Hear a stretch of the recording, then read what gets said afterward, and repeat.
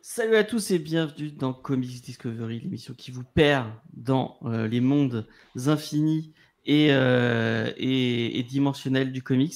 Adimensionnel n'est pas un adjectif, je ne sais pas pourquoi je le dis comme ça. Cette semaine, on vous parle de Horizon Oblique ou Hexagon Bridge. J'ai pas compris la traduction du titre Hexagon Moi non Bridge. plus. Le pont hexagonal, ça marchait bien aussi. Bah Après, ouais. je pense qu'il voulait un haut pour avoir le logo qui. C'était le truc hexagonal en France, on pense tout de suite à la métropole, quoi. Ça peut être Et puis franchement, la traduction française, je la trouve plus jolie que la vraie traduction. Donc, la licence poétique est méritoire. Ouais, je pense que c'est le titre québécois. Ah, peut-être. Ah. Je sais pas. Les gens se prennent la parole avant que je les introduise, mais c'est pas grave. Par contre, James, excuse-moi, mais tu vas râler au montage. Oui, je suis peut-être un peu haut. Dites-moi si je suis trop fort. Non, mais c'est surtout que tu cries. C'est surtout que tu cries. Je suis vachement bas, en fait. Mais non, c'est surtout que tu cries et j'ai peur qu'au montage, tu râles après. Moi, je suis la gardienne de ton esprit. Excusez-moi, j'avais pas fait de check le. Dites-moi si c'est trop fort ou pas.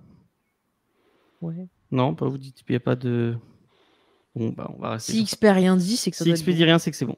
Je reprends. Donc, pour faire tout ça, je suis avec mon équipe merveilleuse et sémillante. À commencer par Faye. Salut Faye, ça va Faye? Salut, bah oui, ça va très très bien. Écoute, ça va. On est aussi avec Sophie. Salut Sophie. Salut. Spades. Salut Spades. Yo. Et on a une invitée talentueuse et géniale qui s'appelle Albatros, qui est streameuse et que vous allez découvrir un peu plus dans l'actu comics plutôt. Dans l'actu pop, excusez-moi. On fera une petite interview. Bonjour Albatros. Salut, ça va? Salut, bonsoir. Merci en tout cas de l'accueil. Avec plaisir, c'est trop cool. Il y a XP qui te demande si Sophie, t'as un nouveau micro. Putain, je mélange les mots. Non. Maintenant, tu mets un doute, je vais me dire, est-ce que ça a bien sélectionné le bon micro? Bah ouais, normalement, c'est d'habitude. Hein. Il apparaît un peu plus que d'habitude sur ta webcam, c'est surtout ça. Non, je changeais la position du micro en espérant que ce soit un peu mieux. Donc cette semaine, on vous parle, comme je vous l'ai dit tout à l'heure, d'Horizon Oblique de Richard Blake. Mais avant, déjà, il va y avoir la petite reco culturelle comme d'habitude.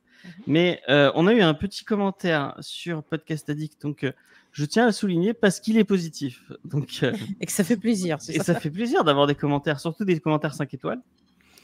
Donc, je vais vous le lire parce que il est sympa. C'est Romain04. C'est quoi comme département, le 04? Je ne sais même pas. Bon, bref. Continue, digresse pas, commence pas. Je ne digresse pas, oui. Qui nous dit « Toujours passionnant, écoutez des passionnés, toute une bande de véritables connaisseurs qui vous transmettent leur amour du comics et de la pop culture. Écoutez l'un de leurs épisodes, c'est comme passer un bon moment avec des potes. On rigole et parfois on n'est pas d'accord, parfois même c'est peut-être agaçant. » Ouais, je suis désolé si on est agaçant. Mais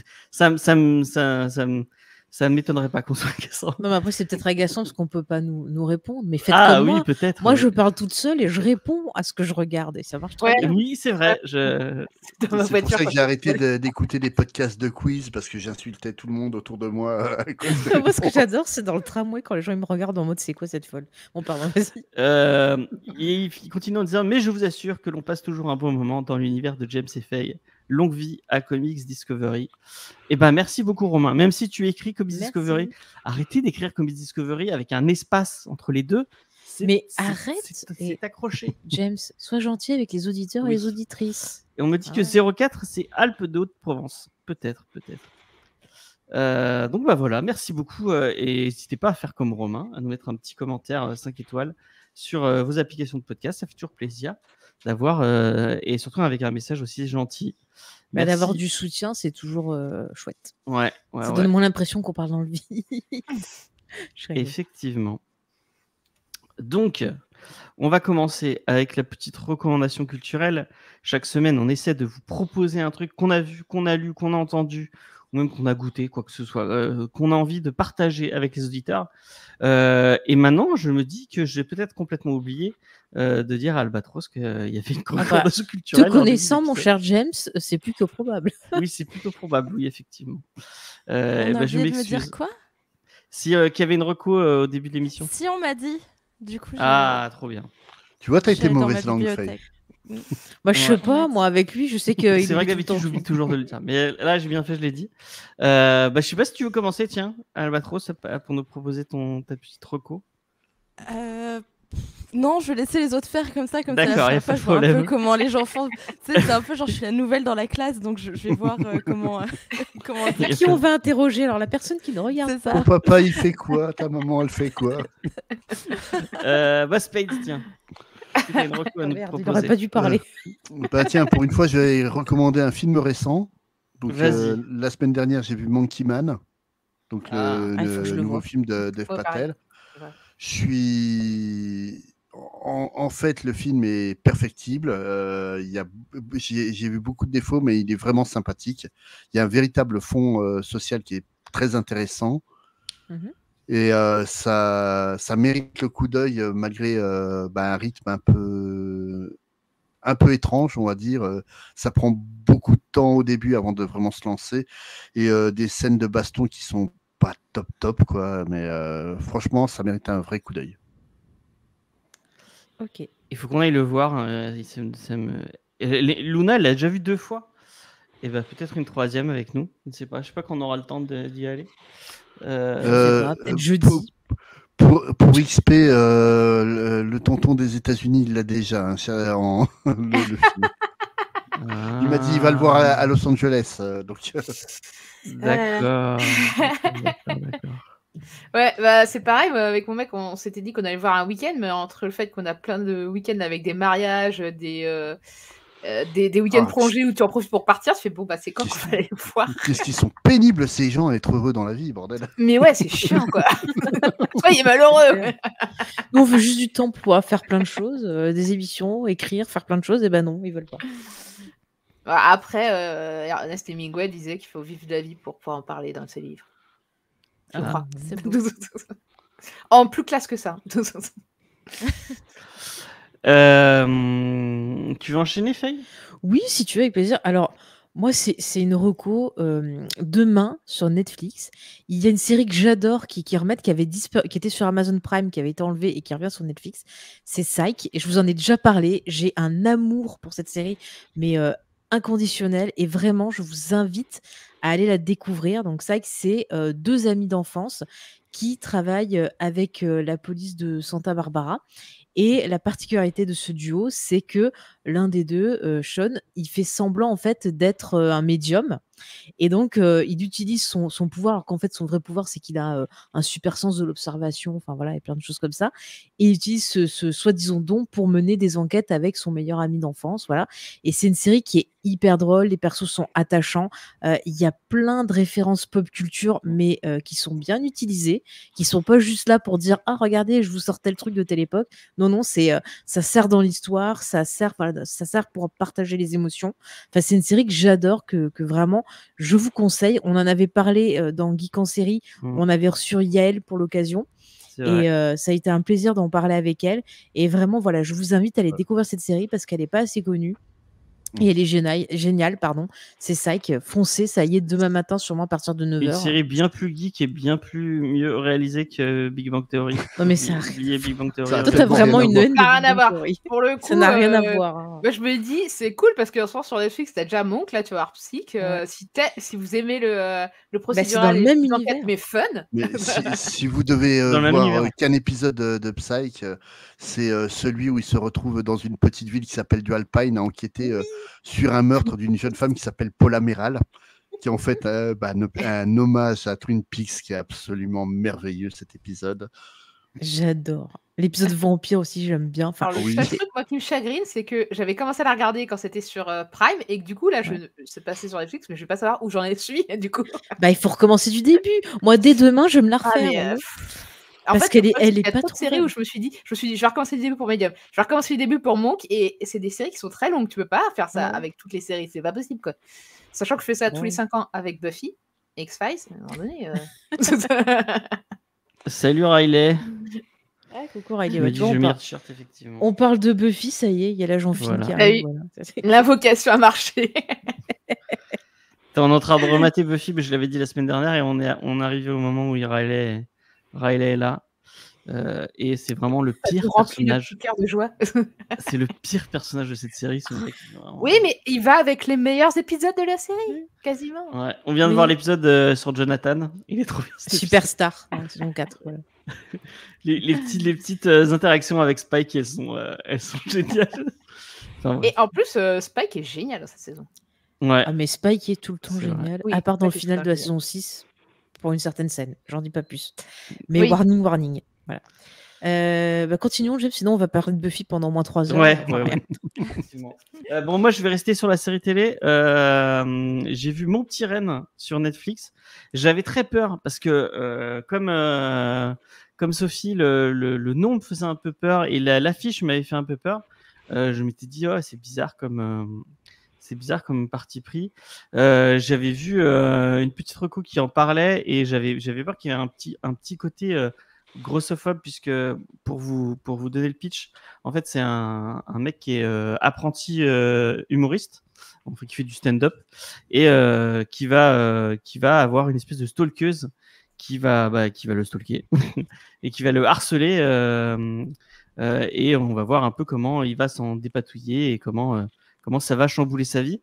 Moi, j'avais un peu peur du côté parce qu'en fait, dans la bande-annonce, ça fait un peu oui, c'est rigolo, il a une stalkeuse, effectivement, elle est assez forte, elle est assez ronde. Et j'avais peur du côté ah oui, c'est drôle parce qu'elle est grosse et nanana. Et en fait, pas du tout. C'est vraiment pas une série. Déjà, Trigger Warning, c'est vraiment une série que je conseillerais pas à tout le monde parce que c'est pas facile à regarder. Il y a des scènes graphiques très très dures à voir. Il y a notamment tout un épisode autour du viol qui est vraiment compliqué à voir, mais qui est plutôt bien foutu. Pour être sincère avec vous, ça m'arrive souvent, mais j'ai commencé le premier épisode et j'ai fini à 4h du matin parce que j'ai regardé tout d'un coup. Vraiment, la série, elle est vraiment cool, elle est vraiment intéressante. Elle a un vrai propos intéressant et cool sur le viol et et effectivement sur ces personnages qui sont un peu bigger than life et il arrive plein de problèmes. C'est un truc totalement autobiographique, ce qui apporte un petit côté. On se dit ah merde, c'est fou comment un truc comme ça peut arriver dans la vraie vie. Mais vraiment, la série est plutôt bien réalisée, plutôt bien écrite, et vraiment, je vous la recommande fort, mais en y mettant des pincettes parce que c'est pas facile à regarder. Et moi, je sais par exemple que j'ai dit à Faye de ne pas la regarder parce que si vous êtes sensible à certaines thématiques, et notamment le harcèlement et le viol, ça pourrait vous mettre mal. Hein. Moi, je sais que je sais plus, comme j'ai tout maté d'un coup, j'ai pas le numéro des épisodes, mais il y a un épisode vers la fin j'ai eu besoin de. Je sais que j'ai mis pause et il m'a fallu bien 10 minutes pour penser à autre chose et c'est pas facile, quoi. Voilà. Je sais qu'Albatros m'a dit que tu l'avais maté. Ouais, je l'ai vu. Alors moi, je l'ai vu, j'étais en train de dessiner au KLM un dimanche après-midi. Je voulais passer une bonne journée. Je voulais regarder un truc léger. Je me suis dit, ah vas-y, ça a l'air drôle. Mais sauf que moi, j'y suis allée nature. Genre juste, j'y suis allée mais full nature. J'étais au courant de rien. Le premier épisode, je suis en mode, ah sympa, vas-y, bon délire et tout. Et au fil de la journée, j'étais en mode, waouh. Et le pire, c'est que le soir, je lance un film. Merde, c'était quoi un film qui vient de sortir qui avait l'air d'une dope parce qu'il y a Milla Jovovich sur Prime qui s'appelle Breeze.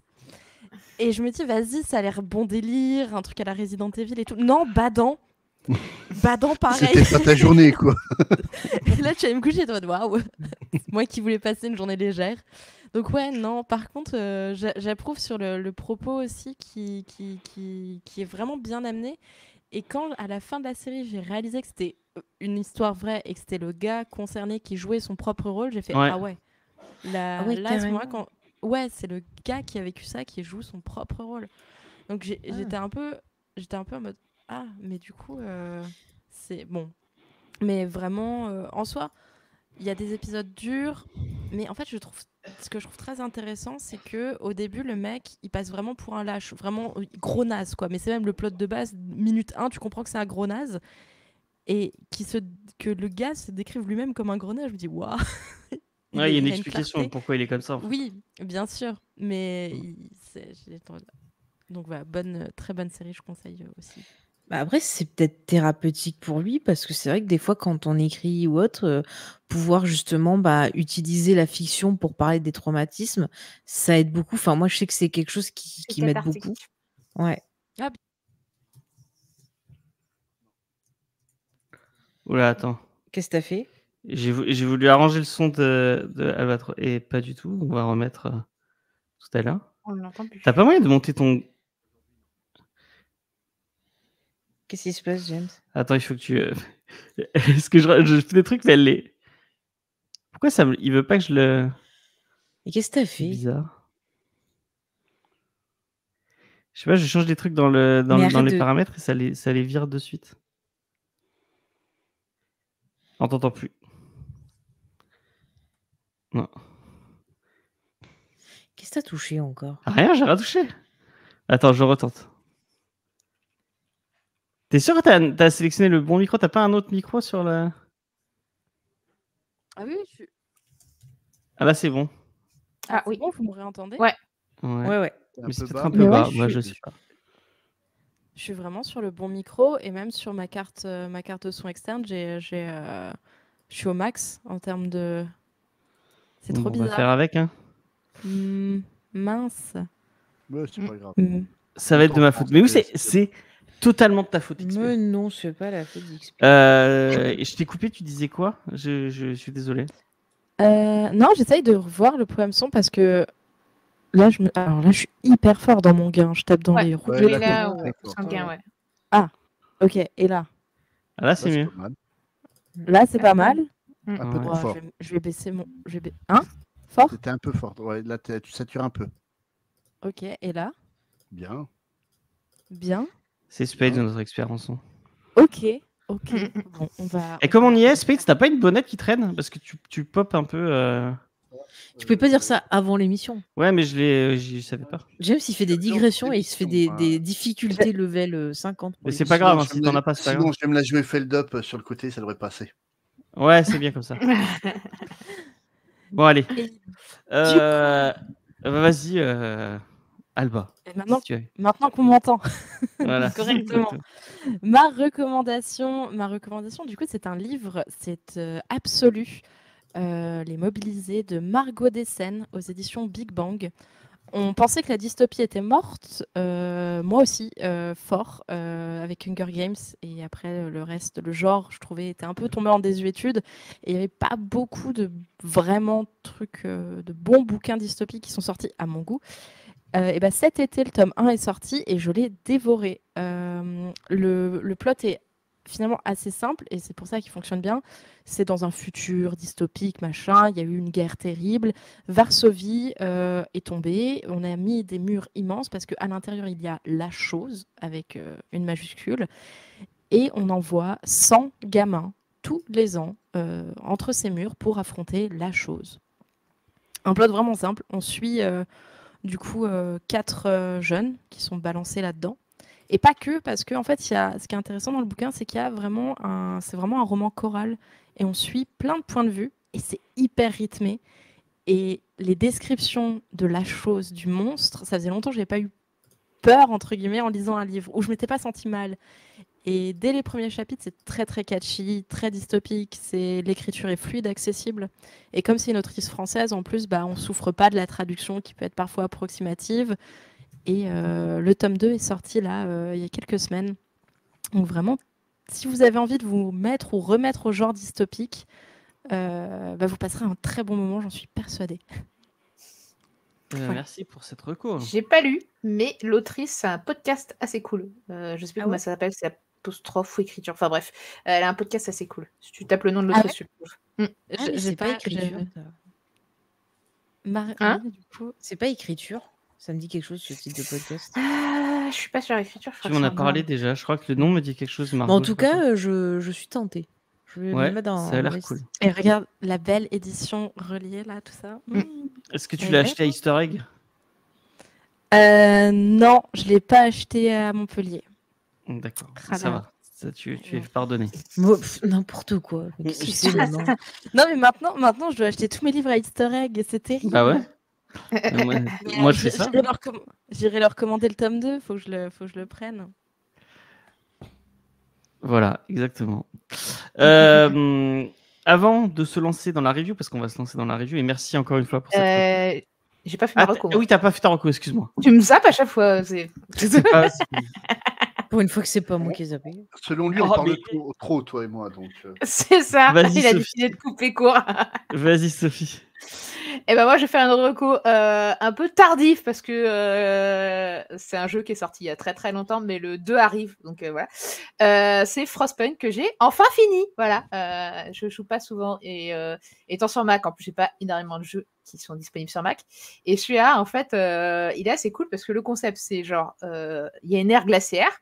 Et on est qui arrivait à peu près au moment du Londres victorien. Donc au niveau technologie, c'est un peu coincé là-dedans. Et du coup, bah faut survivre dans cette ère glaciaire. Et du coup, toi, tu dois gérer un petit groupe de survivants. Et en fait, tu dois prendre des décisions et des lois qui potentiellement peuvent être de trucs de gros dictateurs, quoi. Genre, est-ce que tu fais travailler les enfants? Est-ce que tu autorises des gens à te soigner? Est-ce que vraiment des trucs à la con, mais en fait ça va déterminer totalement le truc de survie. Et en fait, quand tu arrives à la fin, le jeu, en fait, il y a un côté moral. Enfin, ça te fait réfléchir. Et je le trouve hyper malin, ce jeu. Et franchement, c'est vraiment la merde pour survivre. Vraiment, c'est très dur d'y C'est arriver. trop dur. Hein. Mais Moi, ouais, il est moi, dur. j'y ai joué, mais il est Ah ouais. impossible ce jeu. Tu peux le finir, mais faut pas avoir peur de prendre certaines décisions, quoi. Voilà, Ça, tu fais toi tu vis, toi tu meurs. Oui, c'est un peu ça. Ouais. Un peu ça. Non, en fait, faut vraiment être dans un jeu d'équilibre. C'est un peu comme le jeu de cartes là sur téléphone qu'ils avaient fait basé sur Game of Thrones. Là. Barthalo? Non, c'est pas ça. C'est des cartes où tu swipes et tu dois prendre des décisions politiques. Et t'as genre Ah oui, la ça me dit quelque guerre, chose. le peuple, la bouffe et la religion. Et en gros, quand t'as un trop grand déséquilibre, bah en fait, ça merde, quoi. Et c'est un peu ça aussi dans Frostpunk. J'ai l'impression qu'il faut garder tout en équilibre et si tu perds un truc, ça part vite en live, quoi. Mais voilà, c'est un jeu. Et alors, il y a le 2 qui arrive. Je sais pas ce qu'il va falloir, le 2. Je ne sais pas s'il sera disponible sur Mac, mais je l'attends impatiemment. Voilà. Ah, mais tu joues sur Mac, toi? Bah, elle vient Ouais. de le dire. Hein. Oui, c'est vrai. Pardon. En fait, j'ai une PS3, de temps en temps, je joue dessus, mais c'est plus pratique de jouer sur Mac. Et puis, j'ai un peu l'écran sur mon Mac, alors du coup. Les couleurs sont belles, ça donne envie d'y jouer. D'accord. En plus, avec les dernières puces Mac, franchement, ça peut accepter des jeux. Donc, c'est juste les développeurs qui n'ont pas trop envie de. Moi, je suis encore en digression totale, mais t'as essayé Disco Elysium? Je suis sûr que ça te plairait, Disco Elysium. Bah, alors, il faudrait que ce soit sur. Si c'est sur Mac. Je sais pas. Moi, j'ai joué sur Play. Mais je suis sûr que ça te plairait. On en parlera en off, mais je suis sûr que le principe te plaira. C'est. Je viens de taper. Déjà, le design est cool. Ah ouais, c'est super beau. C'est super beau. Bon, bah merci pour cette reco. Et je plus ça parce que j'y ai joué, même si je ne suis pas arrivé au bout parce que, comme je le dis, en plus je suis très mauvais. Hein, mais j'avais essayé. Quand tu peux être plus mauvais que moi qui joue vraiment, genre, très peu. Donc, vraiment, Ah, mais moi je joue beaucoup, mais je joue mal. Voilà. C'était la. Ça veut dire que tu as de la patience parce que. Moi, et en plus, j'aime que les jeux durs. Moi, je suis un fan de Souls-like alors que je suis une merde totale. Mais j'aime me faire du mal, je crois. La run la plus longue de Sol. T'es maso, de toute façon. Oui, j'avoue, t'es maso. Je suis maso. Moi, j'aime les jeux où je peux être bourrine. Mais en fait, si tu joues sur Soulka, tu devrais te filmer parce que moi, je trouve un plaisir à regarder les gens qui se votent sur Enfin, pas sur le Calibur, sur Soul. Sur Dark Souls. Dark Souls, J'avais essayé qui se vautrent des, et qui ragent. Je trouve qu'il y a plaisir à entendre des gens et se dire ok, il y a d'autres personnes qui galèrent comme moi en faisant des jeux, ça me rassure. J'avais fait un stream sur Oli Oli, donc il y a un jeu de skate, mais un jeu de skate arcade, donc qui est très très dur. Et encore une fois, on digresse. Et c'est pas la faute à On Space. digresse. Je suis Mais témoin. du coup, je crois que j'avais joué 30 minutes sur la même map. Et Diane m'avait regardé et c'était sur la même map où je galérais et c'était que moi qui rageais pendant 30 minutes. Tu nous as un level 1 de Marcus qui durait trop longtemps, quoi. Voilà, c'est totalement ça. Je sais pas si les plus jeunes d'entre nous ont la ref, mais ouais. De quoi? Je dis, je me rappelle de Marcus. Ouais, et peut-être pas Je de me level rappelle 1. de Game 1 et de Level 1. Ah, Je m'en rappelle. Je suis On pas est- si jeune que ça. Hein. Vous savez, Non, c'est je vais juste avoir moi 30 qui ans suis cette très année, vieux, hein. c'est tout. Bah, déjà, oh, ça va. d'avoir tout juste 30 ans, t'es déjà plus jeune que nous. Ah bah oui. Non mais, écoutez, Oh, putain, et moi, C'est mon comment anniversaire, de c'est l'autre dans côté 2 semaines et j'ai vraiment Oh, envie de ça crever. va. Bref, Ah, tu me précèdes, non, je crois. moi je suis le 16. Mais t'es 87, mais t'es d'avant moi en 87. Ouais, je suis 86, donc tu me moi. précèdes. ah oui, vous C'est étiez né presque que je- pendant l'URSS. Ouais, Ouais. mon frère est né au moment de la chute de l'URSS. Je suis de 78, je me souviens de la chute du mur de Berlin, moi. Moi aussi, 82. Et je me rappelle David. 9. Luna, de t'es Berlin, Ah, mais moi, Ouais. je suis né en 82. Je te voyais plus jeune que ça, Luna. Bref. Et oui, bah, XP78, tu es de 78. Mon Dieu, mais quelle révélation. Quel Euh, twist. Voilà, mais c'est pas moi que je vais le mettre en plus grand. C'est non, bon, j'en parlerai après. Hop. Oui, des fois, Bon, ça je arrive. veux savoir ça. ce que tu fais, James. D'accord, on n'avait pas dit qu'on posait des questions avant de. Ah, je pensais que c'était dans l'émission d'après, moi. Oui, mais on va quand même, pour les Ah, gens qui d'accord. n'écoutent que. Parce que des fois, il y a des gens qui écoutent que Comedy Discovery et qui n'écoutent pas l'Actu Pop. Donc, on va parler vite fait de Albatros avant qu'on en parle plus longuement dans l'Actu Pop. Alors, Même moi, si déjà. vous avez l'habitude. Hein. Et en plus, le pire, et je suis vraiment la pire personne parce que la semaine dernière, je suis passé sur le stream de Albatros, puisqu'effectivement, elle est streameuse. Elle va vous en parler tout à l'heure.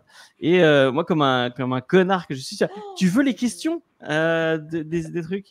Et en plus, elle m'a dit oui, je veux les questions. Et j'ai dit, mais ouais, mais pourquoi je pose la question, sachant que je n'aurai jamais le temps et je ne penserai jamais à préparer mes questions et que tout va se faire au dernier moment. Mais tu me l'aurais dit, je te l'aurais fait plutôt. Bon, tu fais déjà la review, j'allais pas te demander. Non, en c'est pas plus moi de qui faire- fais la review, c'est Sophie. Ouais, qui l'a fait. Oui, mais tu fais la review de Civil War, Ah oui, mais moi j'avais d'autres choses à préparer aussi. effectivement. Je fais trop de choses. Hop. Bon, vas-y, James. Donc, je vais poser mes questions qui seront complètement improvisées. Je suis désolé. C'est Albatros. parfait. Bon, Mes c'est réponses les le mêmes seront que tout d'habitude. autant. Qu'est-ce qu'il y a? C'est les mêmes que d'habitude. De toute façon, tu les connais pas par cœur. Oui, mais Bah du coup, voilà. il y a une petite subtilité. Et tiens, d'ailleurs, j'en profite. Parce que souvent, et notamment Titou Peinture, je pensais, je ne sais pas si tu écouteras, mais peut-être que tu écouteras et que tu viendras me le dire. Souvent, j'invite des gens dans l'émission et on me dit, mais pourquoi tu invites des gens qui n'ont rien à voir avec le comics ou qui, comme Albatros, en lisent parce que quand j'en ai parlé, elle m'a dit, ah bah j'ai lu juste Transmétropolitane. Donc, J'en ai lu d'autres, mais oui. ouais. C'est déjà pas mal parce que moi, il est sur ma palle depuis très longtemps et j'ai toujours pas lu. Hein, Ouais, tu peux t'en passer. C'est pas une grande perte. Si on peut oublier Warren Ellis, merci. Mais du coup, avant de poser des questions, moi j'aime bien proposer à des gens qui n'ont pas du tout, qui connaissent pas l'univers du comics, parce que ça permet d'avoir un œil neuf sur le médium et potentiellement peut-être que une fois qu'elle aura lu donc Horizon Oblique, elle se dira bah tiens, en fait il y a peut-être plein de trucs super cool en comics que je connais pas et que je pourrais découvrir. Ah oui, c'est vrai que t'as pas trop aimé, mais bon. Peut-être que les recommandations ou les Spades, je suis sûr qu'il a noté plein de, enfin où il connaît parce qu'il improvisera plein de trucs qui lui feront penser à Horizon Oblique ou qui diront peut-être s'il y a des comics mieux dans cette thématique et qu'on te donnera envie de lire ou pas. Et du coup, c'est ça que je trouve intéressant. Je prends un peu l'exemple que j'avais avec Léna qu'on avait avant. Léna, quand elle a commencé l'émission, elle avait pas elle lisait, je crois qu'elle avait lu aucun comics de sa vie. Et au final, elle en a lu petit à petit. Et maintenant, vous voyez, elle fait même des émissions à côté qui parlent de comics en dehors de Comics Discovery. Donc, elle a kiffé et du coup, ça ouvre les. C'est comme ça, une par une, je pose des petites graines et au final, tout le monde lira du comics et nous ne serons plus ces 4% de lecteurs. En fait, c'est comme moi avec Taylor Swift, tu vois. Petit à petit, je fais découvrir. J'en Ouais, prégne. ça y est. Ouais, pareil, t'as quelqu'un. Moi, je Taylor sais que Swift, le cannibalisme, ça a beaucoup moins de succès. Attends, j'ai pas parlé encore du traitement des peaux. N'oublions pas. Oui, c'est vrai. Faut écouter We Have to Go Back. Donc, Alba, est-ce que tu as comment tu as découvert les comics? Est-ce que tu as des souvenirs des premiers comics que tu as lus? Et puis après, tu peux enchaîner sur la BD. Je sais pas si tu lis beaucoup de BD.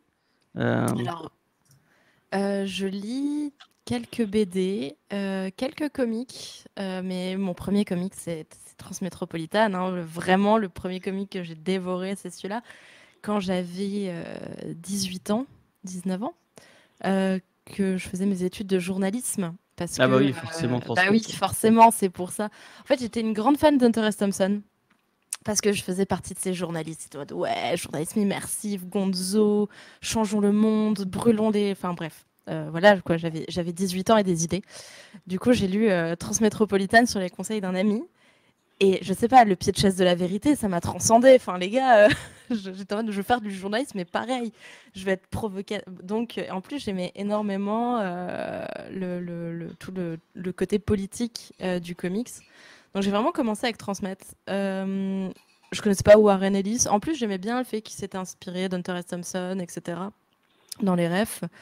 Je l'ai relu quelques années après et j'ai toujours aimé. Hein. C'est affreux. Ah, mais il écrit bien, hein, c'est pas ça le problème avec Warren Ellis. Le problème, c'est Ellis, c'est pas transmettre. C'est ça.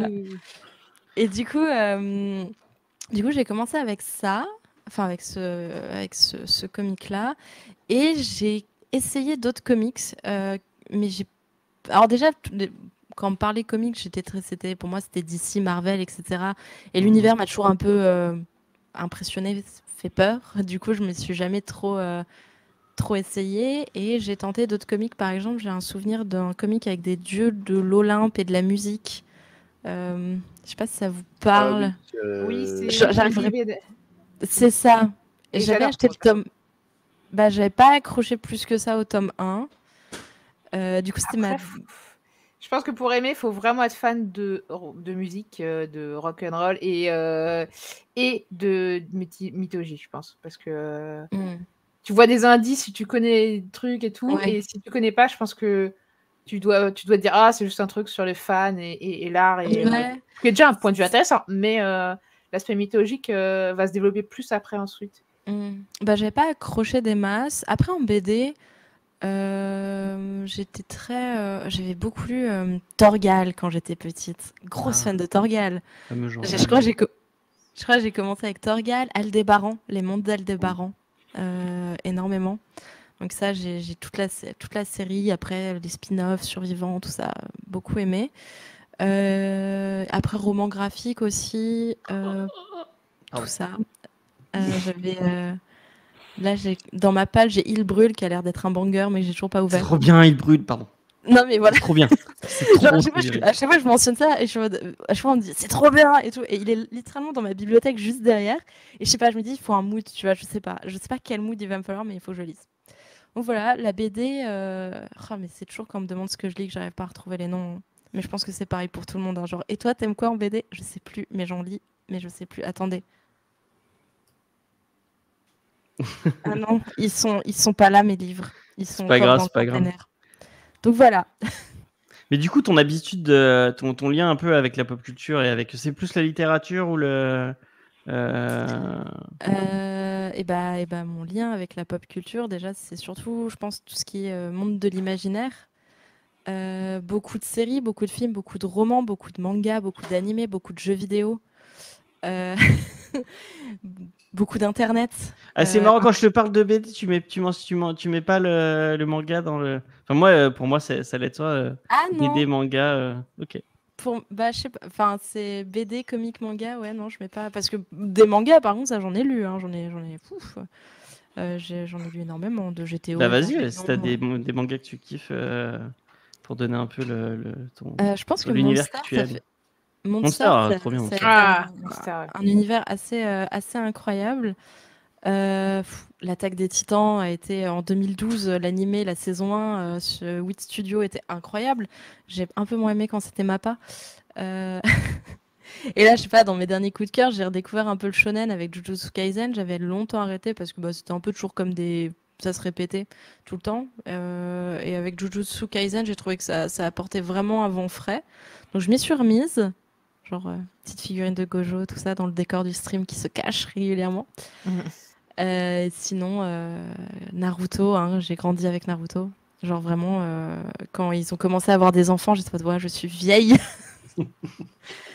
J'ai fait, ouais, Sakura, elle est maman, je pourrais l'être aussi. Ah là là. Ça m'a fait ça quand j'ai découvert Sangohan à l'époque. Je pense, ouais. Je pense que je vis avec Naruto ce que d'autres générations ont vécu avec Dragon Ball. Mais t'étais ado pendant Dragon Ball Z, tu m'étonnes, Spades. Bah Mais oui, non, mais bon, moi j'ai connu Son Goku quand il était tout enfant. Puis de le Oui, voir moi arriver aussi. avec peut-être 5-6 ans après avec un fils, ça te fait un choc, quoi. Donc, Bah, Ça. le pire, c'est à la fin de Dragon Ball Z, quand tu vois qu'il est grand-père, Son Goku, c'est. oui. Je dis merde, le truc qui a passé. Non, ça c'est dans GT. Ah là là. Ça n'existe Non, pas. non, GT. non, tu la vois à la fin de Dragon Ball Z, à la toute fin dans le dernier épisode. C'est pas dans GT que tu la Non, découvres, tu la c'est vois marron toute que tu vois. petite. Hein? C'est marron que tu vois la fillette que tu vois. On redigresse ses enfants. Non, non, il y en a une toute ouais, petite qui est la c'est pas fille grave. de. C'était Peut-être qu'elle a Albatros pas le même nom, le mais en sujet, tout cas, il c'était est pas grand-père. Dragon Ball. Ouais. Ah, j'ai le manga, donc. Et du coup, on parlera un peu plus longtemps tout à l'heure de ton lien avec la pop culture et de ce que tu aimes, tout ça. Mais pour expliquer un peu ce que tu fais, du coup, tu es autrice, tu as deux romans en cours en ce moment, et donc tous les après-midi, tu proposes de travailler avec les gens. Est-ce que tu peux un peu expliquer un peu le concept de Tout tes à streams? Donc, j'écris des livres et je travaille en tant que freelance aussi pour le jeu vidéo, dans la communication de marque, dans le storytelling, etc. Et comme tout le monde, hein, je procrastine. Hein. Genre vraiment. J'ai beaucoup du mal à m'y mettre et j'ai commencé à streamer donc, les après-midi pour proposer aux gens de travailler avec moi. Donc, je mets du lofi de cover de musique. On fait du pomodoro où on travaille 30 minutes, on fait une pause de 5 minutes. L'idée, c'est de proposer un cadre où on avance un peu sur nos projets, le chat et moi, on se motive, on s'entraide aussi. Par exemple, cet après-midi, j'avais une vieweuse qui a demandé des conseils pour faire de l'auto-relecture. Et quelqu'un du chat a dit essaye de faire ça à voix haute. Et elle est revenue après, elle nous a dit ah ouais, top, trop bonne idée, ça a fonctionné, tout ça. Donc vraiment, l'idée, c'est de se motiver entre nous. Parce que quand on bosse, par exemple, quand on est étudiant et qu'on a un mémoire à faire et qu'on est tout seul, c'est galère. Quand on est freelance et qu'il faut se lancer, c'est galère. Ou même, parfois, j'ai des personnes qui sont au chômage, qui font leur CV ou qui essayent d'avancer sur des projets. Et du coup, c'est vraiment pour l'idée de rompre la solitude, quoi. Donc, le principe du stream. Et donc, ça alterne moments de détente, moments de focus et moments vraiment où on va papoter, faire les idiots, quoi. Et d'ailleurs, c'est trop cool. Moi, ça m'a aidé à bosser sur plein de trucs. Donc, n'hésitez pas à passer Merci. sur le stream. Et j'ai pas mis le lien de côté. Je sais pas si tu as le lien, si tu peux le mettre dans le chat. Hop, J'ai je oublié vais le mettre dans le chat. Du coup, c'est twitch.tv/albatrose. Donc, albatrose mais pas avec un E et 0. Parce que albatrose était déjà pris. Oui, Donc, moi, je dis albatrose 0. C'est albatrose.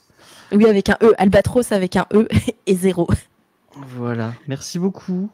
Hop, Merci. je vous l'affiche comme ça, vous l'avez un petit. Donc, on parlera un peu plus avec toi tout à l'heure, mais là, on va s'intéresser à autre chose, puisque cette semaine, paf. Hop, voilà. Je vais enlever ça. Eh ben, moi, je me suis abonné entre-temps. Voilà. Moi De aussi. quoi Je me suis abonné entre-temps. Même si je suis pas sûre de travailler avec. Par exemple, il y a des gens qui adorent C'est écrire pas dans les grave. cafés. Et moi, j'ai besoin d'être genre zéro son, zéro distraction autour de moi. Mais Moi, en ouais. général, je mets des séries ou des films ou Taylor Swift. Alors moi, Je je fais fais comme ça, mais quand c'est des trucs chiants, genre faire les impôts, j'adore faire ça en regardant une série, tu vois. Ah oui, bah c'est toujours chiant les impôts. Non, Genre mais Faye, elle Drag fait Race, du rend montage les en impôts cool, matant tu des vois. séries. Je sais pas comment elle fait. Non, mais Elle je mets. monte Non, en. Bah, moi mais aussi, hein. je mets le son très bas et je le son fort dans mon casque.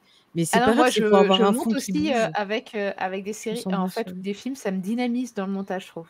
Sinon, je Ah fais ouais? attends, ça fait un truc C'est pas vrai que ça motive de ouf. Ah, moi, je peux pas. Je focus direct sur l'autre truc.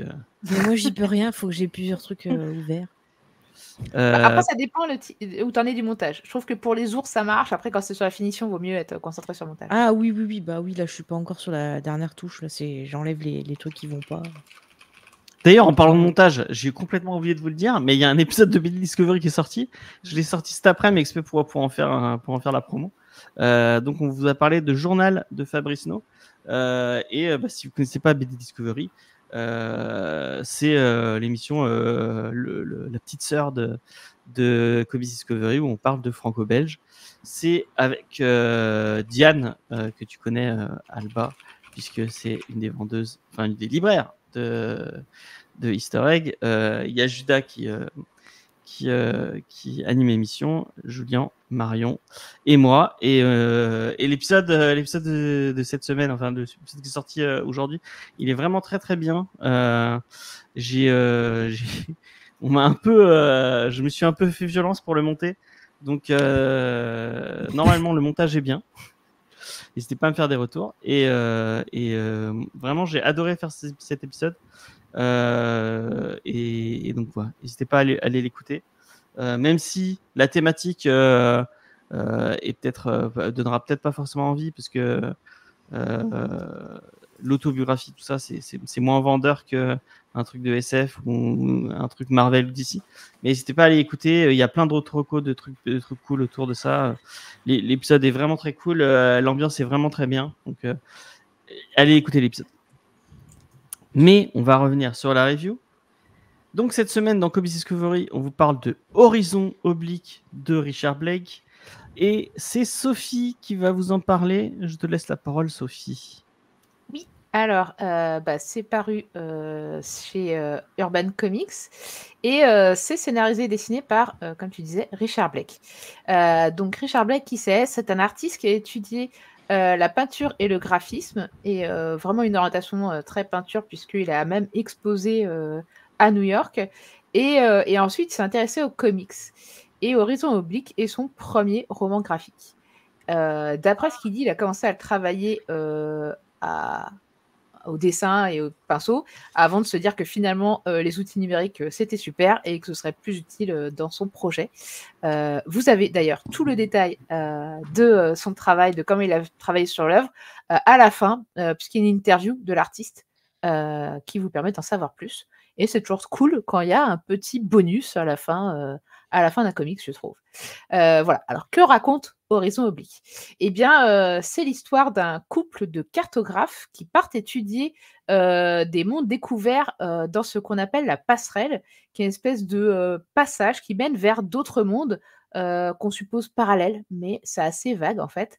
Et le problème, c'est que ces mondes se détruisent, se reconstruisent au fur et à mesure, et que cet univers est totalement instable. Et du coup, la connexion est perdue avec le couple. Et du coup, de l'autre côté, ils savent pas ce qui leur est arrivé. Donc, ils décident d'essayer d'envoyer des intelligences artificielles. Mais pareil, le lien se coupe et en plus, ça coûte cher les intelligences artificielles à concevoir. Donc, du coup, ils décident en fait que de lier une intelligence artificielle avec la fille qui a grandi de ces cartographes, et de vraiment de tisser un lien puissant qui pourrait leur résister à l'instabilité de la passerelle. Et du coup, ce duo de personnages assez particulier va évoluer dans cet univers particulier. Voilà. Et on est dans un peu on pourrait dire de la SF un peu conceptuelle, qui apporte un côté assez poétique, je trouve. Déjà, grâce au graphisme apporté par l'auteur, qui ont vraiment le dessin, de la manière dont ça se désagrège, dont ça apparaît, les éléments. Il y a un côté très poétique, la manière dont les visages sont dessinés. Le fait qu'il ait un passé de peintre, ça se sent, je trouve. parce que sa manière de composer et de mettre en scène les éléments, je trouve que ça fait très peinture en fait. Et c'est un truc que j'ai apprécié. Bon, moi, vous me savez, à force, je préfère quand c'est bien dessiné que quand c'est bien écrit. Vraiment, enfin, je vais vers la bande dessinée pour voir du dessin avant tout et du graphisme. J'ai pas choisi le cadre et la lumière au cinéma pour rien, hein, voilà. Évidemment, l'écriture, c'est important, mais moi, ce qui me transporte en premier lieu, c'est les dessins. Et là, franchement, ça a bien matché. Et ensuite, je trouve que dans l'écriture et surtout dans la mise en page des aventures, il y a un côté très poétique parce qu'on a du coup un duo de personnages qui se battent dans des décors vides. En train de se déconstruire ou de se construire, et on n'est jamais trop certain de où ils sont, de ce qui se passe. Et en fait, il y a une structure pour moi qui est celle du conte de fées, quoi. C'est-à-dire que c'est un enfant au début, puisqu'on est plutôt du point de vue de la gamine, qui perd ses parents et qui ensuite va partir dans un monde inconnu et étrange et effrayant, avec un compagnon insolite, à la recherche de ses parents. C'est vraiment une structure, je trouve, de conte de fées. Et la manière dont c'est dit, ça raconte en fait une enfant qui est en train de grandir et comment tu te reconstruis sans tes parents, comment le fait qu'elle choisisse d'aller dans ce monde, finalement, c'est un peu, elle suit la trace de ses parents, mais elle est différente, elle s'est construite aussi différemment avec cette perte. Et du coup, ça raconte quelque chose d'assez intéressant.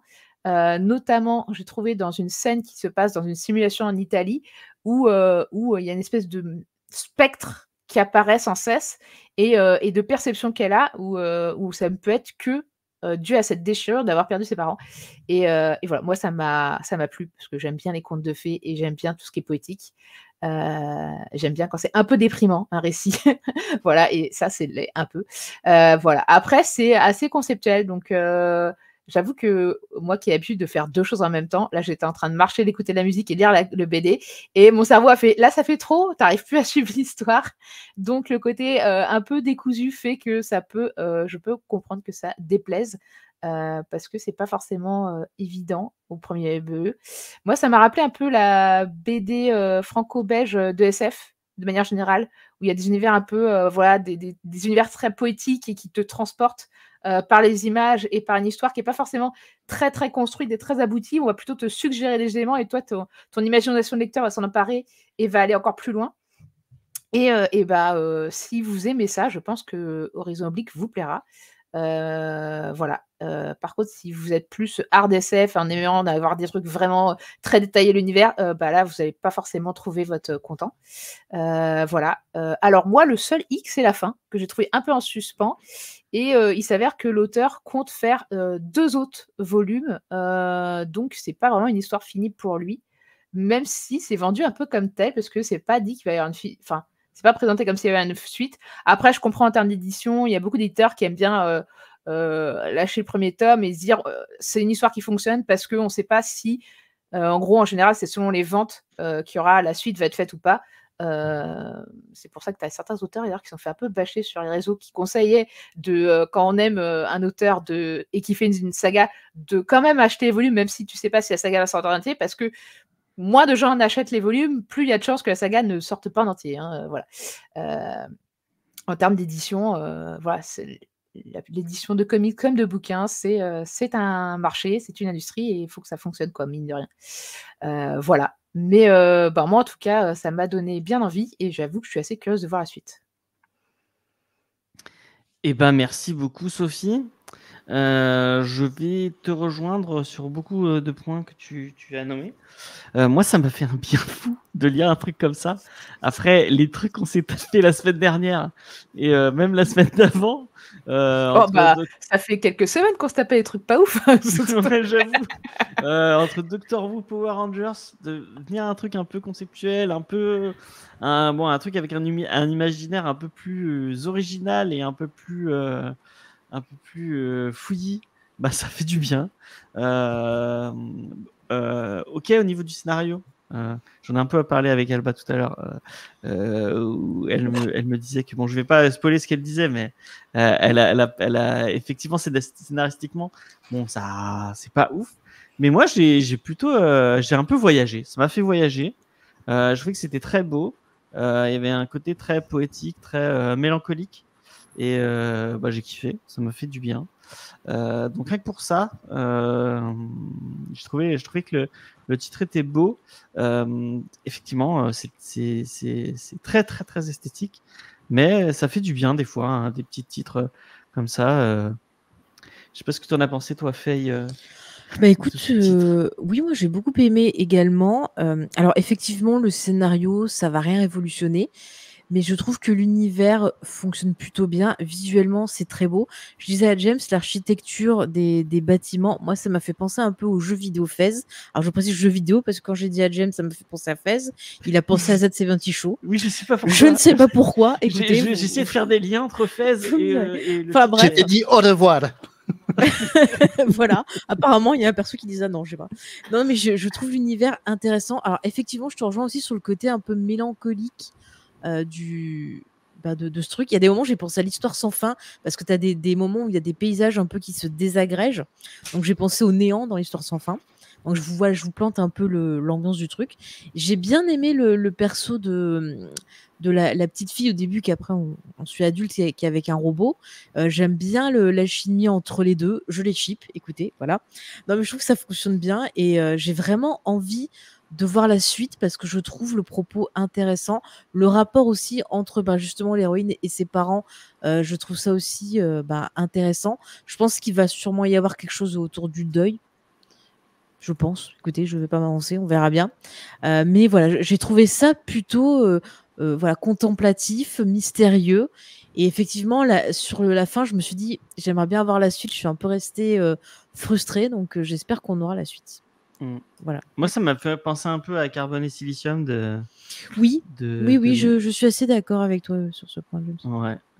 Donc, si vous avez aimé et que vous avez envie de pousser tiens, Albatros, si t'as pas lu Carbone et Silicium de Mathieu Babelet, si je dis pas de bêtises. C'est très beau. Et puis essayer. tout le propos autour justement des robots, de l'intelligence artificielle est hyper intéressant. Je trouve plutôt bien traité. Et il est dans ma liste. Et ben voilà. Écoute, prends le temps de le lire, te presse pas, et tu nous diras ce que tu en auras pensé. Du coup, tu vas garder la parole. Donc, j'ai eu droit à un petit retour tout à l'heure. Vas-y.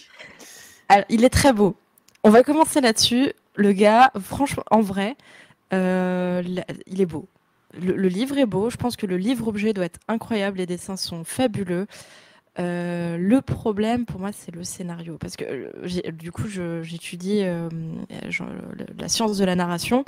J'écris des livres et je suis un peu une grosse nerd de la science de la narration. Et dès le début, j'ai vu que ça souffrait un peu c'est un peu le giblish de la SF. C'est-à-dire qu'il sort des grands concepts, des idées. Et en SF, c'est à mon avis ce qui fait qu'on peut avoir un peu du mal à accrocher quand il part dans des grandes explications de choses qui n'ont pas vraiment de sens ou compliquées. Et du coup, on doit se concentrer, s'arrêter. Et ça, c'est pas très amené simplement. Et j'ai trouvé, moi, je m'attendais à une histoire au début. Et c'est pas exactement la promesse qui est faite quand on lit les premiers chapitres, enfin les premières pages. Du coup, j'étais un peu en mode c'est pas ce à quoi je m'entendais. La promesse narrative n'est pas là.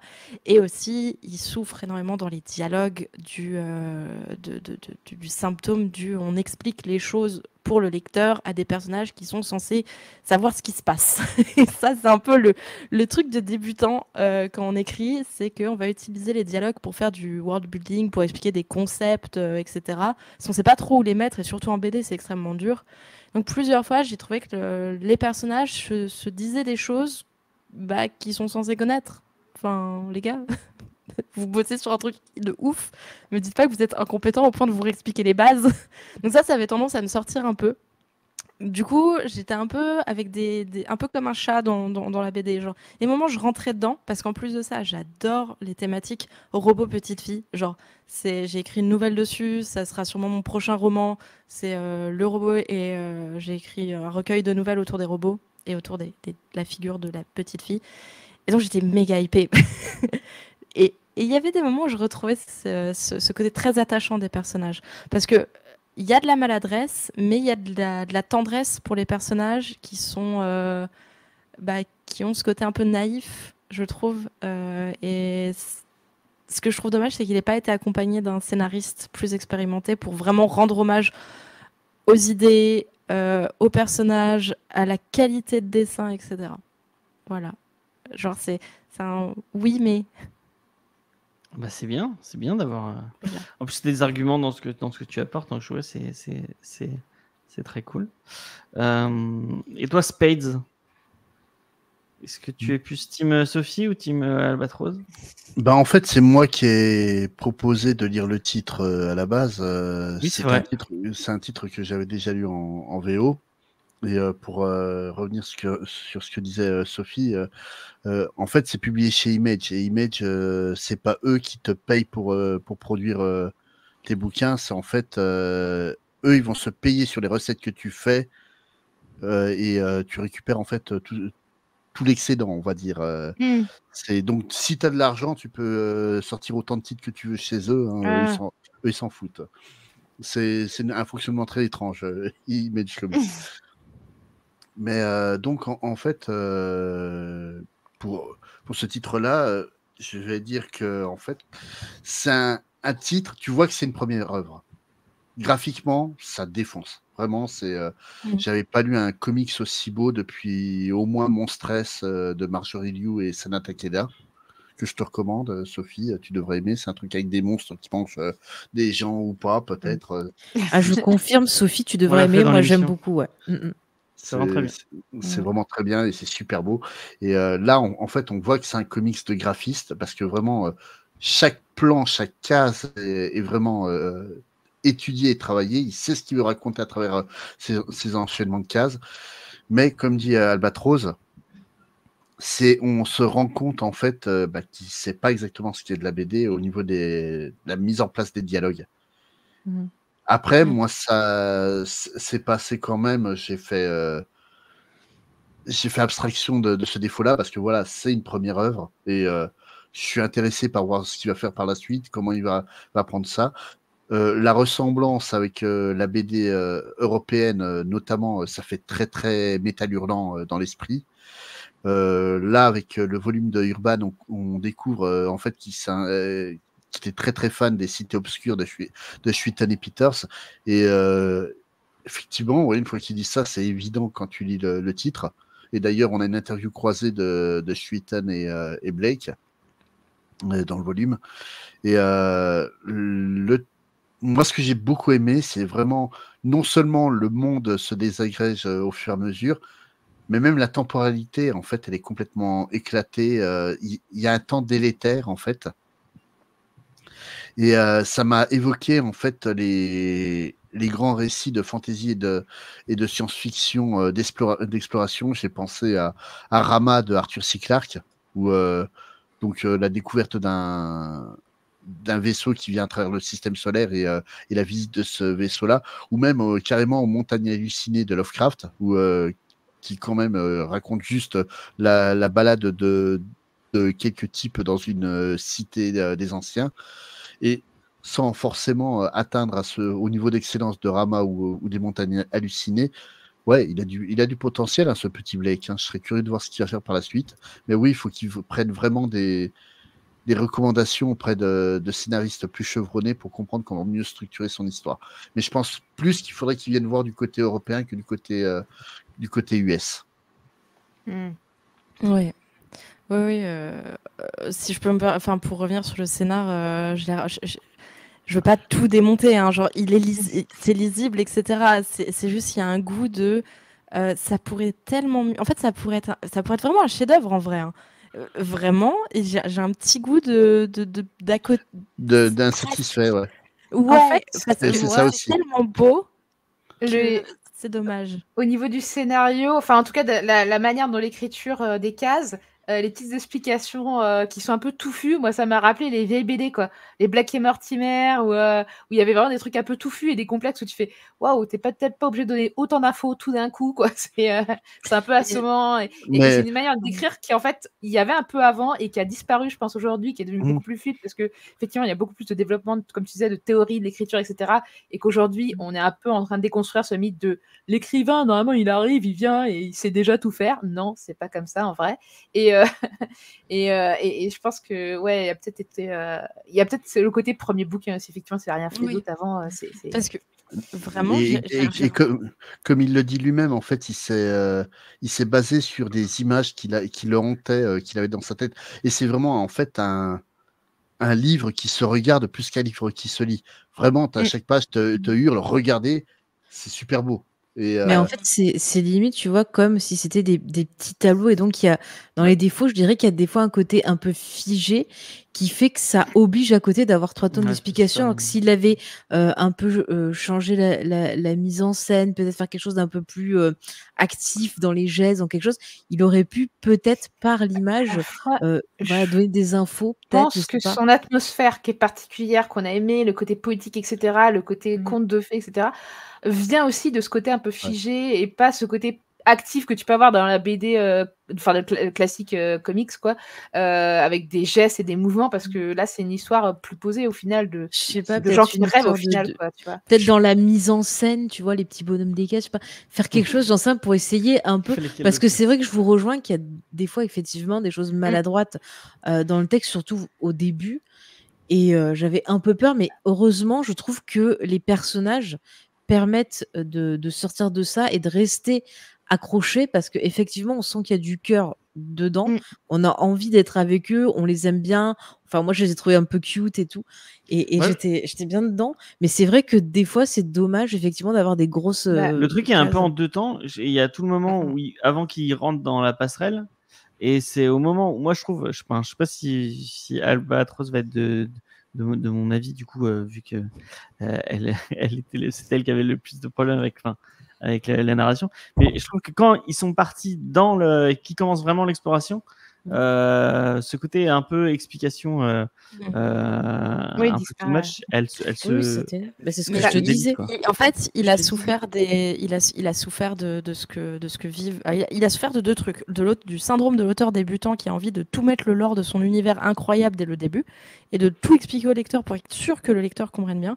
Et il a eu le problème aussi des auteurs de SF qui veulent pas être confondus avec de la fantasy, donc qui se sentent obligés de mettre plein de concepts hyper complexes pour regardez, c'est de la SF, pas du fantastique. Et en fait, en SF, quand on écrit, si tu acceptes le moment de te dire que tu fais pas de la hard SF, c'est pas grave si ça ressemble à de la magie, ça reste de la science-fiction. Si on prend la définition très large de la science-fiction, tout n'a pas à être Asimov. Genre, je pense vraiment, c'est un peu le problème de beaucoup d'auteurs de science-fiction qui se lancent là-dedans et qui complexent et qui veulent faire de la RDSF pour être crédibles, parce que la science-fiction a cette aura un peu de crédibilité scientifique, là où le fantastique a ce côté un peu plus imaginaire, littéraire, etc.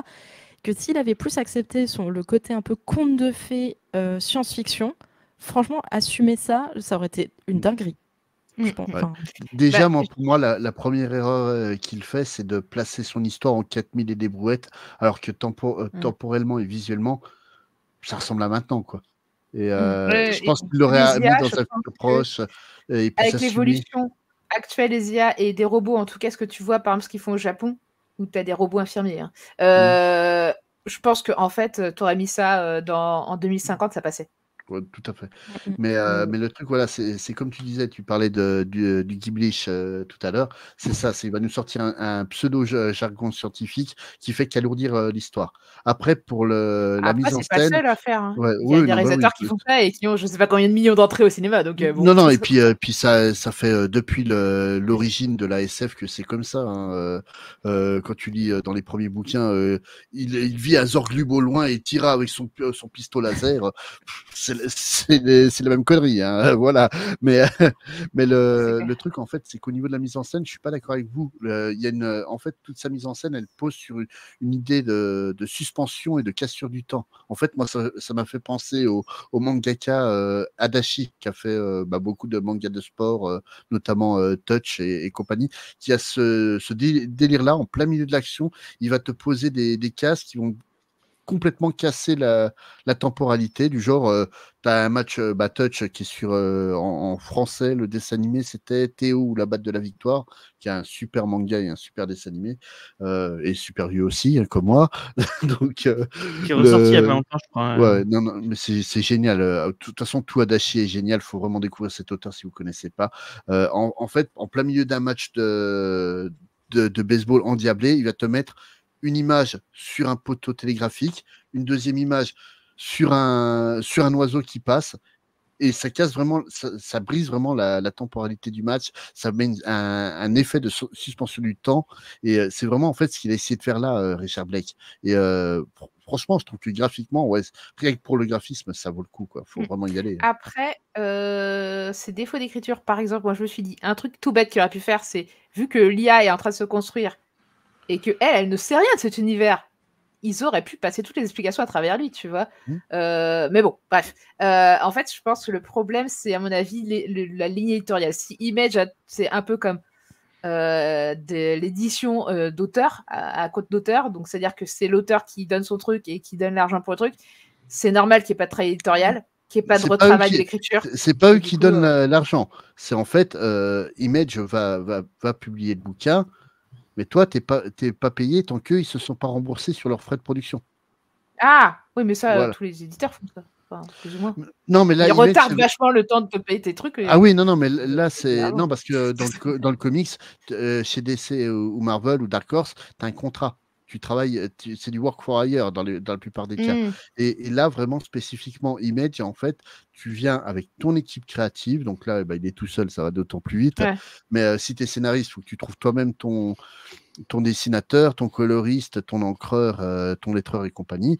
Tu vas faire la BD et eux, ils vont te la publier. Et une fois qu'en fait, ils ont rentabilisé le coût de production, toi, tu commences à toucher des sous. Et c'est pour ça, en fait, que souvent, les 3-4 premiers numéros d'une série chez Image, en fait, l'auteur, il n'envoie pas la couleur, quoi. Et c'est pour ça qu'ils te disent, insistez, parce que si ça marche, là, je vais commencer à être payé, quoi. Ah, mais du coup, effectivement, si par contre c'est un système éditorial où tu dois arriver avec tous tes outils, c'est normal que effectivement, il n'ait pas eu de. Enfin, normalement, l'éditeur est censé relire, Voilà. te faire une bêta lecture, etc. Mais Enfin, c'est un là, travail. non, c'est vraiment, tu viens c'est en un travail creator d'éditeur, quoi. round, tu te démerdes, quoi, réellement. Ouais, donc effectivement, s'il n'y a pas de travail éditorial, c'est normal qu'il y ait des problèmes d'écriture.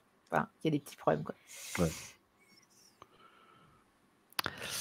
Eh bien, on a fait un peu le tour. On va peut-être, si on va plus loin, je pense qu'on va spoiler le titre et ce serait dommage.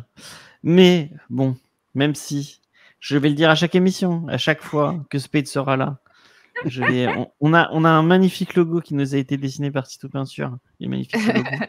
Mais le micro est tordu. Le micro est tordu. Mais ça va. Ou c'est le cuir qui est tordu. Effectivement. Et Spades a dit qu'il ne mettrait jamais de coup de cœur, même si c'est lui qui est venu le cœur sur la main pour me dire lis Hexagon Bridge. Mais est-ce que tu mets un coup de cœur, même si c'est toi qui l'a voilà. Il m'explose. C'est vraiment trop marginal pour pouvoir être proposé, recommandé à n'importe qui, quoi. C'est faut vraiment que si vous aimez la BD européenne, si vous aimez la SF, si vous aimez les trucs, bon, il se passe pas grand chose au final, mais où vous allez être embarqué, vous pouvez le lire, mais je peux pas recommander ça à n'importe qui non plus, quoi. Faye. Non, je ne mettrai pas un coup de cœur. Je suis assez d'accord avec ce qu'a dit Spade. Je le recommanderai pas non plus à n'importe qui. Mais si vous aimez la science-fiction, si vous aimez, oui, effectivement, ce côté très artistique, dans les dessins et tout, ça peut vous plaire. Mais si c'est pas votre truc, vous préférez une science-fiction un peu plus bourrine ou une science-fiction un peu plus intellectuelle, peut-être vous ne rentrerez pas dedans. Mais moi, j'ai trouvé quand même que c'était un récit qui était plutôt sympathique et j'ai bien aimé l'univers. Albatros, alors. Coup de cœur, pas coup de cœur. Ça aurait pu. Franchement, c'est ça qui me brise le cœur, c'est que ça aurait pu, parce que le robot et la petite fille, la dynamique est incroyable. C'est toujours très touchant, très poétique. Mais les dessins sont magnifiques. Et franchement, si vous avez envie, je pense, d'une œuvre un peu délicate et maladroite, il y a quelque chose de mignon dedans. Genre, quand c'est un peu maladroit et délicat une première œuvre, allez-y. Si vous voulez découvrir, je pense qu'il est prometteur, allez-y. Si vous voulez un truc plus vraiment un gros coup de cœur, non pas. Je pense pas, ce sera pas ça pour moi. D'accord. Sophie. Eh ben ouais, oui, parce que comme je recommanderais des Dario Argento comme opéra, par exemple, c'est magnifique, ça n'a pas de sens l'histoire, mais vraiment pas de sens. La fin est vraiment what the fuck. Je pense que c'est partie de ces films qui ont été faits sous drogue, mais c'est tellement. Sûrement. Moi, je pense que l'art doit te faire voyager, doit t'emporter dans un autre univers, une réalité que tu n'irais pas, et surtout doit résonner avec ton imagination. Et ce genre d'œuvre ne peut que résonner avec ton imagination parce qu'en fait, il y a du vide et des espaces, il y a du silence. Et c'est quelque chose qui est tellement rare en art qu'il faut l'apprécier et le mettre en valeur. Donc, coup de cœur, voilà. Eh bien, comme je sais que de toute façon, si je mets un coup de cœur, il ne sera pas coup de cœur parce qu'il n'y aura pas du tout la majorité. Eh bien, je vais lui mettre coup de cœur parce que moi, j'aime bien prendre parti pour les losers, un peu entre guillemets. Il faut mettre en avant les artistes qui débutent, voilà. Ouais, voilà. Et qui ont du potentiel. Comme ça, quand il sera hype et que... On pourra dire, nous deux, on y croyait. Moi, j'en ai parlé et j'ai mis un coup de cœur sur Horizon Oblique. Je suis beaucoup plus hype que vous. Moi, je suis un vrai cool kid. Je l'aimais depuis le début. Voilà. Donc voilà. Dernier point, moi je l'ai lu j'avais lu le dernier numéro en écoutant du Angelo Badalamenti et ça va trop bien ensemble. Bien. C'est trop bien. Ouais, je pense que ça doit être pas mal. Et XP, arrête le bashing de Denis Villeneuve. Il s'échauffe pour demain. Non, mais je finis par me vexer à force. Ah oui, d'ailleurs, quand tu parles de demain, parce qu'on arrive à la fin de l'émission, mais bon, je sais pas quand ça sortira parce qu'on enregistre ça demain soir avec. Je sais même pas si c'est en live ou pas, elle m'a pas dit. Bon, on verra bien. De toute façon, avec Faye, on a été invité dans un podcast autour de Man of Steel et de la saga Snyder chez les amis de chez Geek Squadron. Donc, allez voir ce que font les gens de Geek Squadron. Vous verrez, il y a plein de trucs cool. Je suis curieux de savoir si vous avez trouvé du bien à en dire ou pas. Et je pense pas que ça va le rassurer. Je pense qu'il va s'en foutre surtout. Mais je voulais dire à Spades que je faisais partie il y a fort longtemps des gens qui défendaient Man of Steel et qui disaient mais oui, c'est cette version-là de Superman que moi j'aime. Ah non, à ce point-là. Dire le film est pas mal, mais dire que c'est ta version de Superman préférée, ça j'avoue. J'en sais parti. Mais moi j'aime pas les films de la vie, comment on dit. J'aime pas les films de Donner, donc. Le film, enfin le 2, ça dépend quelle version du livre. Comment tu peux ne pas aimer Richard Donner? J'aime pas Richard Donner, non. Mais il aime pas l'arme fatale. Non. Attends, ça veut dire que t'aimes pas la malédiction.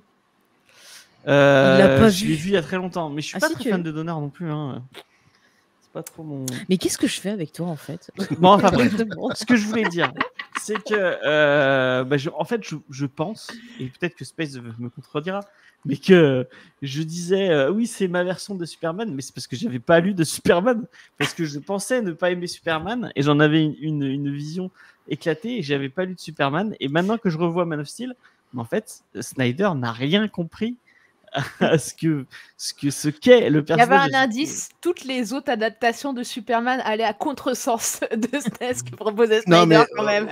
Y compris Smallville. Au-delà de ça, en fait, Snyder apporte sa vision du personnage. Et Snyder, je trouve que sa vision est problématique. Déjà, sa vision de Watchmen, où tout est dans l'esprit d'Alan Moore, tout est une une critique du style super-héroïque devient en fait iconique chez Snyder, tellement il l'a pris au premier degré le comics sans comprendre le sous-texte.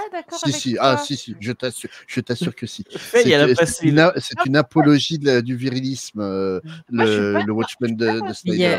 Il y a XP qui a dit dans le chat ce que je pense. Oui, Faye, elle a passé son temps devant le film à dire mais c'est un fasciste, mais c'est un fasciste, mais c'est un fasciste. Mais tous ces Alors, films, par ils contre, disent ça. dans le. Mais En fait, attendez, moi, je- Snyder, le gars qui a fait Rebel Moon. Oui, c'est Ouais, vrai oui, qu'il qui a fait fait Rebel Moon. D'accord. Non, Ok, mais- moi, je pense qu'il est tellement amoureux de belles images, etc. que. Ah, moi, j'aurais dit de son parce que pénis, quand mais- le scénario De de Jésus, il est amoureux Watchmen, de Jésus. il suit celui du comics. Pour Donc, tu vois, aller c'est vraiment dans. sa mise en scène qui contredit ce qu'il est en train de dire avec son scénario et tu fais mais. Bon, après, Oui, j'ai mais- bien aimé parce que j'aime mais- bien les comédiens. Mais pour aller dans le sens de ce que disait Albatros, donc qu'il aime beaucoup son pénis, Rebel Moon, C'est moi qui ai dit j'ai ça. essayé de leur. C'est Faye qui a dit ça. C'est fait. Ouais, j'ai essayé de regarder. J'ai essayé de regarder Rebel Moon justement il y a Ah, mais 2 quelle semaines. Ah mais c'est horrible. J'ai commencé le film, ça ouvre donc sur un vagin qui s'ouvre dans l'espace et un oui. vaisseau phallique qui passe dedans. Je l'ai fait, on va aller regarder autre chose. Hein. Écoutez, Ah oui, j'ai oui. un conseil, mais vraiment pour faire de Rebel Moon film 1 et film 2 un moment incroyable entre potes, faites un putain de bingo. Genre, vous prenez oui, le non, mais il y a bingo, de quoi genre, faire. avec tous les trucs de Snyder, ses marottes et tout, vous faites un bingo, clichés. genre, et vous finissez Ah non, mais les Alors, clichés, faut pas en faire plus, un tu jeu à dis boire, ah, hein, il a parce vu que- telle œuvre, il a vu telle œuvre.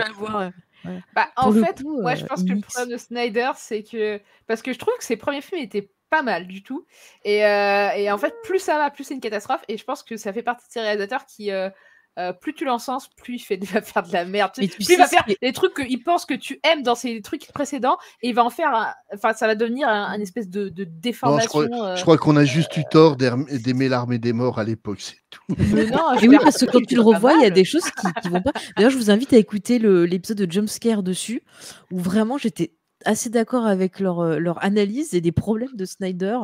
Voilà, écoutez. Mais par contre, le gros problème de Snyder, c'est quand il a commencé à vouloir gérer sa propre photo.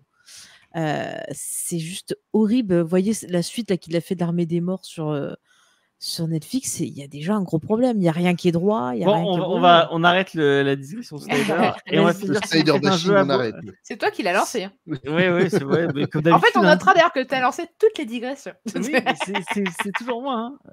Mais c'est toi et après tu nous coupes, surtout moi. Mais si vous faites un jeu à boire figure christique dans Ah bah, ma j'ai fiche, je noté pense que toutes les c'est- pauses. Vous finissez en Ah oui, comédie, oui. c'est pas possible. Pour moi, ouais, c'est pas tant que fascisme, hein, c'est plus il est fan de Jésus, il en met partout. Ah oui, non, mais partout, mais truc. ça n'empêche pas d'être fasciste quand même. Hein.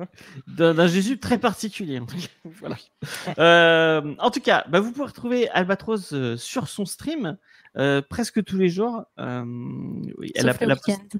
Sauf le week-end, effectivement. Bah, faut bien souffler un peu. Non, mais j'essaierai de passer parce que c'est vrai que c'est pareil, je fais toujours 10 000 trucs entre gérer mon entreprise, écrire, faire les montages et tout. C'est vrai que des fois, ça fait du bien de voir d'autres personnes qui font la même chose, donc ça peut être Mais c'est encourageant. très cool. Moi, je trouve ça vraiment, ça fait du bien d'avoir ce genre de petit stream pour s'aider à se motiver et à pas être tout seul dans ces galères. C'est un peu l'intelligence collective qui s'aide, qui s'entraide. C'est cool. Et demain, on fait la déclaration d'impôt. Trop bien. Ah, moi, je l'ai faite déjà, c'est bon. Pareil. Ouais, vous êtes joueur parce que franchement, quand t'as limite, les sites ils bug hein, de Attends, mais c'est quand la fin gouvernement. C'est jusqu'à fin mai, je crois. Ah, d'accord, ok. Non, ok. Ah oui, non, parce que demain, on s'inscrit aussi sur les listes électorales. Demain, ça va être un stream Ah. administratif, les gars. Mais c'est pas. prends fait pas le jour aussi férié électoral. Écoutez, j'aime vivre dangereusement. Je pense que c'était jusqu'au 2 mai. Il y a l'URSSAF à partir de demain, si vous voulez déclarer votre ça. Écoute, j'ai Allez. déjà fait. Moi, j'ai déjà fait. L'auto-entrepreneur, j'ai fait. Ah, mais pourtant, c'est à partir du 1er. Non, mais moi, j'ai fait celui du mois d'avant hier. Ah, d'accord. Ah, bah non, moi, je fais. moi, je suis tellement au tac-tac-tac que dès que ça compte. Tout est fait. Tout est fait. Oui, moi, je suis. Demain, apparemment c'est le dernier jour pour s'inscrire sur les listes, c'est demain. Donc, bah, voilà. Heureusement, Albatros sera là pour vous le rappeler tout demain. Allez vous inscrire. Et du coup, si tu veux remettre le lien dans le chat, vas-y, te gêne pas. Et bien sûr, ce sera pour les gens qui nous écoutent en podcast. Ce sera dans la description pour tous ceux qui veulent aller découvrir ça. Donc, nous, on se retrouve tout de suite maintenant dans l'actu pop. N'oubliez pas, je vous en ai parlé tout à l'heure, il y a un BD Discovery qui est sorti. Allez écouter le BD Discovery. Il est très cool, il est très chou, il est très génial. Allez-y. Voilà. Qu'est-ce que j'ai dit ? Et c'est parti. Et c'est tout. Allez, on est dispo sur tous les réseaux sociaux, Facebook, Twitter, Instagram. Il y a un TikTok qui est sorti il n'y a pas longtemps sur Taylor Swift, qui est un peu bidé. Je suis un peu déçu de vous. T'as pas mis les bons hashtags, français, peut-être vous me décevez. De quoi ? T'as pas mis les bons hashtags, peut-être? J'en ai mis une chier, franchement. Hein, j'en ai mis. Tu mets BookTok, il y a toujours des gens pour voir à BookTok. Même ça n'a rien à voir. Non, faut peut-être pas mettre quoi, ça n'a rien à voir. mais vraiment, je suis allé chercher tous les hashtags possibles et imaginables autour de Taylor Swift. Hein, mais donc voilà. Mais c'est vrai que tu as peu de vues. Je sais pas ce que tu as foutu avec ton TikTok parce que moi, je parle d'un truc de merde. J'ai plein de vues des fois. Bon, Mais le pire, c'est qu'elle est en TikTok partout. Ah, mais je suis remonté. Je pense que j'étais Shadowban pendant ouais, un t'avais mois. dû faire un truc. Parce que J'ai été Shadowban pendant un mois et maintenant c'est revenu normal. Je sais pas ce que Combien t'as de temps fait. j'ai mis pour le monter En fait, moi, ça allait, c'était rapide. Mais en fait, ils voulaient, tous les membres de BD Discovery voulaient faire un retour précis sur tout l'épisode. J'ai dû attendre que tout le monde l'écoute. Tout le monde écoute la deuxième version. Tout le monde écoute la troisième version. Donc, c'est ça qui a pris du temps plus que moi qui montais. Et ça a pris du temps aussi de Julien qui me fasse 45 retour en disant tu coupes ça. Enfin voilà, Faye me dit. Ils ont 3 heures d'enregistrement, 20 minutes d'émission. L'épisode fait 3h11 et je crois qu'on avait 4h20 de rush. On dirait un vache. Et attends, c'était le dernier Actu Pop où ils avaient autant d'heures de rush? Non, c'était le BD. Excuse-moi, James, mais tu vas encore râler qu'on digresse les et au montage. Je me dois d'intervenir. Je m'excuse, Albatros, vraiment. Je pensais pas être montré. Voilà, allez, on va se focus, on va y arriver. Shame. Allez, à la semaine prochaine, on fait des bisous et puis voilà.